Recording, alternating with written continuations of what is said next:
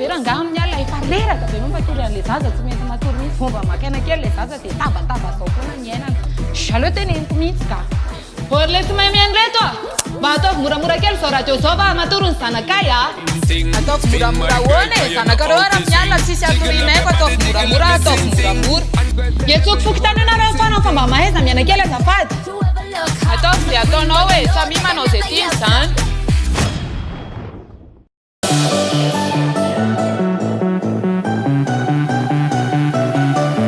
fa inona mihitsy ny tianareo atongavany tsy ataondry tsy ala atao manakorotana foana nareo tsy anareo hoe tapage nocturne zao ataonareo zao e le nareo koa raha ngaha efolafa mba manala kely le ola fa mba anniversaire tipakamo androany tena tsy manaiky an'izao tony efa bekariko fokotany zao raharaha zao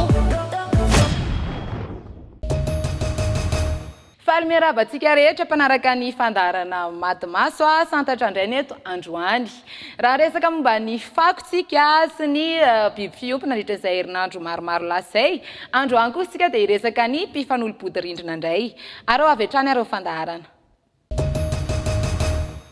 araka ny teneniko teo aloha teo dia ny mpifanolo-bodirindrina ny loha hevitra voisika amin'ity herinandro ity reto indray areo ny fanontaniana voalohany inona matetika no antony mahatonga ny fifamaliana eo amin'ny mpifanolo-bodirindrina ny fanontaniana faharoa araka ny hevitrao dia tokony ala amin'ny fiarahamonina ve ny disadisa eo amin'ny mpifanolo-bodirindrina sa tokony hoentina eny amin'ny fokotany sa polisy fanontaniana fahatelo mba hitantarao hoe inona tranga hitanao efa nampifamaly teo amin'ny mpifanolo-bodirindrina aminao andao raha antsika avy hatrany indray arany ireo video nalefanareo taty aminay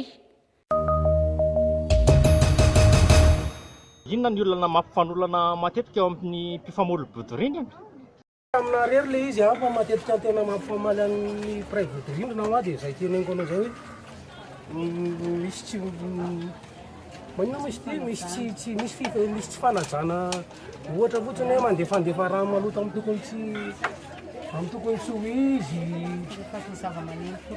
mandefa zava-maneno toro loatra amin'ny lera tokony tsy andefasana zany ohatra zany zay zao dia efa anisany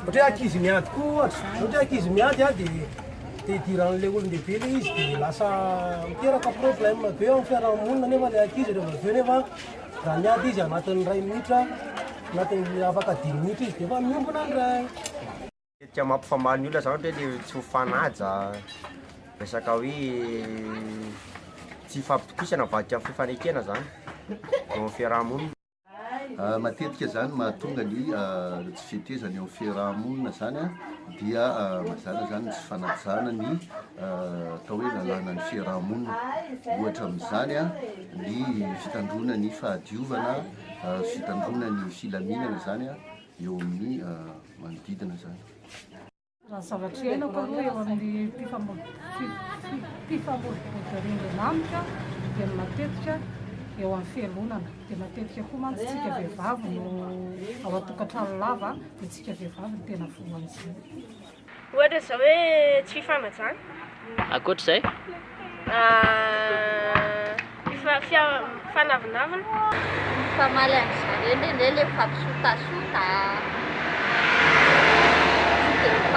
manary fako manary po adivady dia manary po eny atokotany dia ny fako aparitako ny olona tsy fifanajana araka ny eritreritako dia ohatra hoe misy fialonana ohatra hoe fijavatra le olona anankiray ohatra mividy entanao atokantrano dia iny koa le anankiray fa mividy mitovy an'iny dia lasa tsy dia mifakahaza zareo fa lasa ohatrany hoe mifampiala anana ny ray nananaka dia lasa tsy mifakahaza zareo nefa olona tokony hiaraka matetika azona ankizy resaka hamaloto resaka haola fahitanana izy mpamofatrano dia resaka tsiro misy zavatra tsy hifanarahana misy zavatra tsy mety matetika tsy mifanaraka mahatonga ny fifamaliana amin'ny mpifanolo-bodirindrina zany dia tsy mitovy hevitra eo amin'ilay tsy fitovizan-kevitra tsy mitovy sainana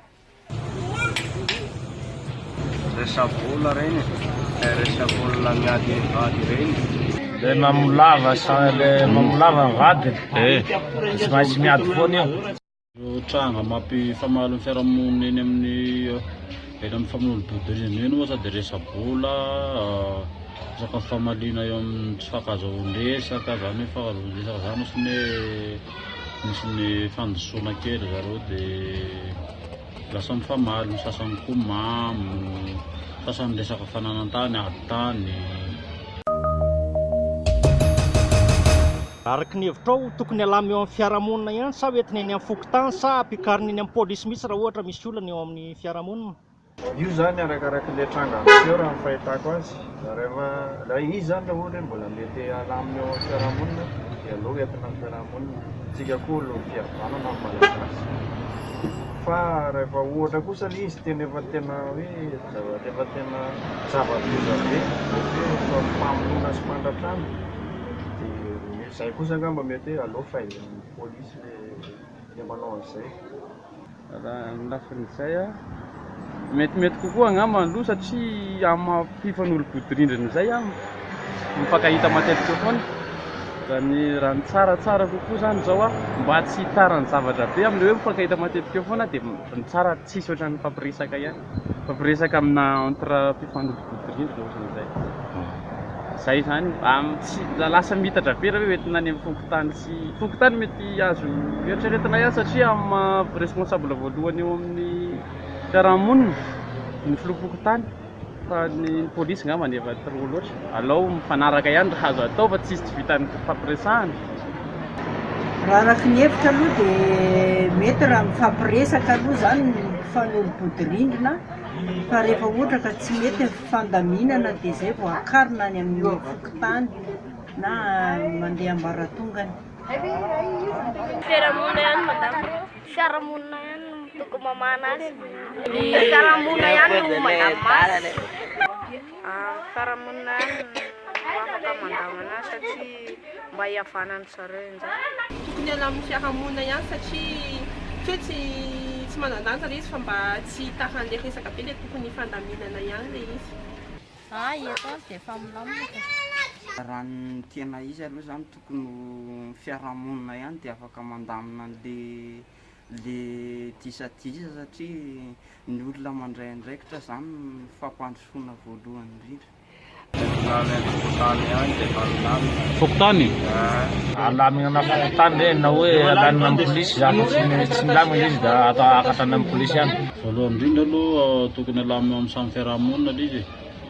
Amin'izay le izy aloha mba jerena fifandaminana hoe ahoana ny ahoana no mba azo hifampirarahana. Rehefa tsy vitany eny amin'ny fiarahamonina dia ampiakarina fokontany, ary rehefa tsy vitany fokontany ihany koa dia eny amin'ny mpitandron'ny filaminana no tena mety. Ianao ve afaka mitantara hoe trangana zava-niseho teo amin'ny fiarahamonina hoe nampifono olona teo amin'ny fiarahamonina efa hitanao na hoe rerenao? Taminay koa efa nisy olona nanofatrany taminay dia le tsy mety dia hitanao na asiny zareo manao fanaka dia nasiny tainalika le zavatra namboarin'ny zareo izay no famaliany zareo fa izy komity vomeran'ny fahalemana ety azy zany atsoina mandamina azy. Adina ankizy manao baolina ilay ankizy dia resy mpifanao ambony ambany zareo mipetraka dia tezitra be le mamaly anankiray fa hoe vonoin'le anankiray hono le zanany dia tonga dia miantsa le mamany hoe efa maninona zanaka ny vonoiny zanakareo dia efa maly teo zareo dia miady dia lasa tonga tany amin'ny fokontany le izy. Dia alefa nihitako any resa-bola le resaka adinokady reny sotro toaka reny tsy maintsy mamo izy dia tsy maintsy mamaly amin'le mpiray-monina eo an-tanàna eo. Misy ao ny sasany mangalaky vadin'olona. Zay avao? Misy ny sasany mangalaky zavatr'olona. Azonao tantarana ve hoe inona zao ny tranga matetika efa nisy teo amin'ny mpifamolo-bodirindrina hoe hitanao na efa enoenao? Ny hitako zao le kitapo ekena hoe misy autorisation le tapage io tiako tenenina. Rehefa diovana matetika resaka eo amin'le ino ohatra mbola tsy nahita expérience an'iny aho fa le tapage nocturne ny eny ohatra mpifanolo-bodirindrina fanakaiky eo ihany dia misy tonga ny maraina menimenina tena menimenina zareo amin'ny alina. Ny alina zany tsy afa-manoatra satria andro alina iny moa dia efa miaritra an'izay ao fa ny napitsony iny vao eny ny feo dia mandreraka ny ataon'ny zareo rehetra fa teraka ny ataon'ny zareo rehetra fa manenitra zany indray andro ny roa andro. Ilay olona kosa aloha zany dia tena tsy mety kosa aloha raha izay na ekeny hoe mahazo autorisation izy amin'ny resaka tapage fa tiako tsindrina ilay fifanajana tokony atao ihany satria indray andro roa andro mety tolérable ilay zavatra fa misy 3e jour mbola manao ihany zalahy dia iny tena hoe mety ihany dia izay ny hitako kely, izay ny tantara hitako kely. Manao mariage izy dia manao balle ny hariva dia midobodoboka mifaly izy, tsy mena tsiny hoe mifaly fa tokony asiana ihany ilay fifanajana. Izay zany hitako.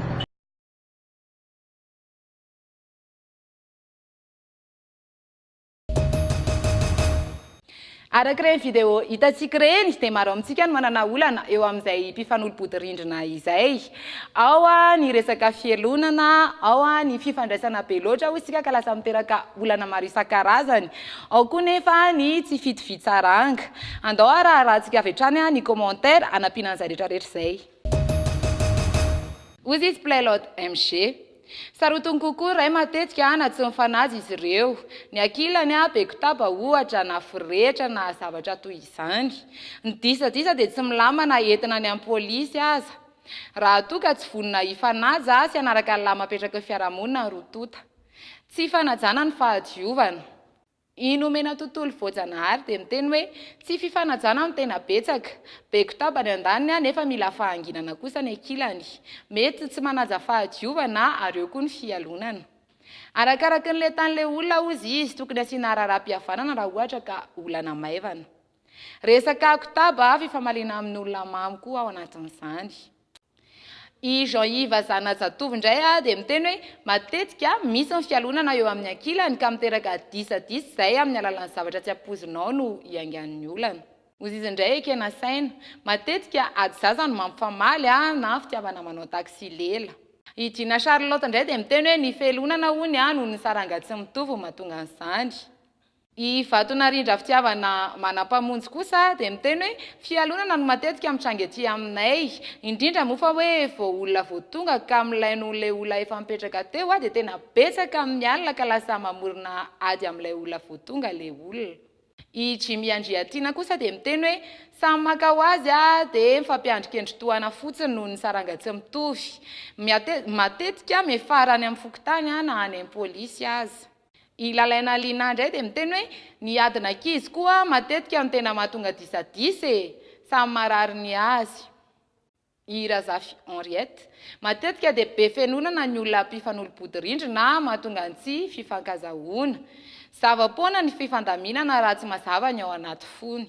I Lydia Rasoa Nandrasana Rakotomanga dia miteny hoe nisy fifanajana amin'ny fandefasana zava-maneno mafy loatra bafila be. Miteny aminy ianao dia valiany hoe angahany tranonareo tsisy fanajana ty ambany tanàna. I Dina Andriantsoa ny tsy fanajana manodidina no matetika mampifamaly ny mpifanolo-bodirindrina. Tokony ala amin'ny fokotany disadisa satria hiadidiny izany. Ohatra ilay manary rano maloto eo am-baravarankely dia tonga any amin'ny tokotanin'ny sasany.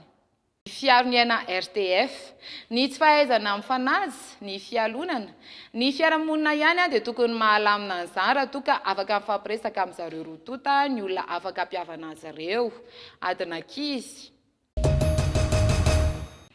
Izay indray ny azona tolotry ny ekipa Madimaso antsika androany.